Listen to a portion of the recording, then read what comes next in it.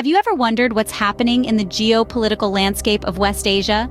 Today, we're going to take a deep dive into the escalating tensions in the region and the diplomatic efforts being made to quell them. In the recent past, there's been a flurry of diplomatic activity. High-ranking officials from the United States and the European Union have been making frequent visits to West Asia. The Arab world, too, has been playing an active role in coordinating efforts to defuse the crisis. U.S. Secretary of State Antony Blinken is currently in Israel. Interestingly, this is his fourth visit to West Asia, but his fifth to Israel since the war broke out in early October. During his diplomatic trip, which began last week, America's top diplomat met a slew of Arab leaders before arriving in Israel. In Israel, Blinken held tough talks with Israeli leaders. He reaffirmed the U.S.'s unwavering support for the nation, but also underlined the U.S.'s support for a two-state solution.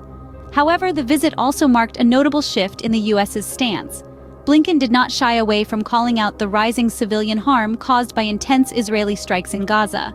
He also urged Israel to not undercut Palestinians' ability to govern themselves. While Blinken was in Israel, German Foreign Minister Annalena Baerbock made similar remarks in Egypt. She stressed that the Palestinians must be responsible for the administration after the war is over. She also warned that expanding the war could have devastating effects. Last week, the EU's top foreign policy official, Josep Borrell, was also in the region.